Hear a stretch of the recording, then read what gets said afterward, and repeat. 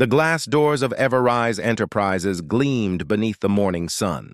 Inside, everything smelled of fresh coffee, polished floors, and new beginnings.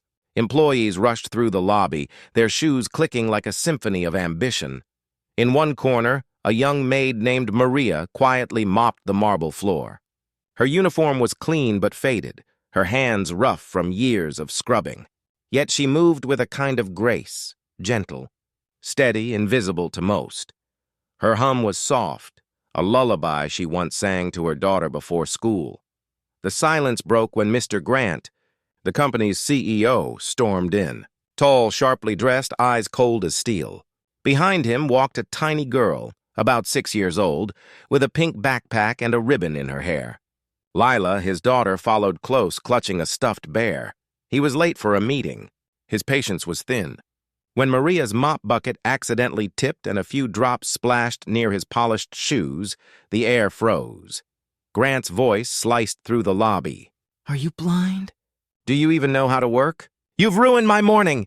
Maria instantly dropped to her knees, apologizing. I'm so sorry, sir. It was an accident. I'll clean it right away. Do you think sorry fixes everything? He snapped, his tone laced with disgust. This is a corporate building, not your filthy street corner. People turned their heads. Some stopped, some stared, but no one spoke. The only sound was the quiet dripping of the mop water and Maria's trembling breath. She whispered again, I'm sorry. Her eyes glistened, not with anger, but with quiet shame. Then a small voice broke through the tension. Daddy. Don't yell at her. Every head turned. Lila had stepped forward, her tiny hands holding her teddy tight. Her voice trembled, but her words carried weight. Grant frowned. Sweetheart, she made a mess. She needs to be careful. But the girl shook her head, tears welling up. Mommy used to clean floors too, remember? You said she worked hard so we could have a home. Grant froze. The lobby went still. Maria looked up, confused, her eyes meeting the little girl's. Lila stepped closer and placed her small hand on Maria's arm. It's okay, she whispered. You didn't do anything wrong. In that moment, the light streaming through the glass caught Maria's face. Soft, kind, broken, yet dignified. And for the first time, Mr. Grant saw her. Not a maid. Not a mistake. A human being. Before we continue, take a second to breathe. If this moment touched your heart, if you believe no one deserves to be humiliated for an honest mistake, hit that like, share this video, and subscribe to Kindness Valley. Because sometimes a whisper of kindness is louder than a shout of power.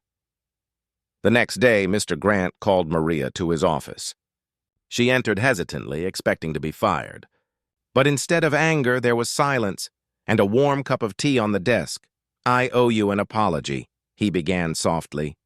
My daughter reminded me who I used to be, before success made me forget. He paused.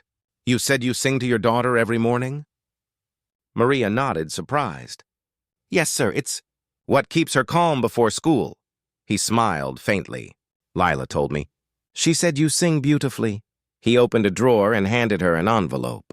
Inside was a letter, a full scholarship for Maria's daughter at the same school as Lila. Tears rolled down Maria's cheeks. Sir, I don't know how to thank you. Grant stood, his voice humble. Don't thank me. Thank the little voice that reminded me what respect sounds like. Weeks later, the office felt different. Maria was no longer invisible. People greeted her by name. Even the CEO stopped to talk to her in the mornings, and every time Lila visited, she would run to Maria first, to hug her and ask for one more song. The same lobby that once echoed with anger now hummed with laughter, gratitude, and light. Sometimes it takes a child's heart to show adults the truth. Respect is not about titles. Kindness is not weakness. And apologies, when spoken sincerely, can rebuild more than pride ever could. Maria didn't leave that building feeling small. She left feeling seen, and Mr. Grant, he didn't lose authority that day. He found his humanity again. If this story warmed your heart, share it with someone who needs to be reminded that kindness costs nothing, but changes everything. Subscribe to Kindness Valley for more real stories that touch souls and open hearts. Because here, every whisper of compassion echoes louder than the voices of judgment. Never judge by appearances. Kindness Valley protects.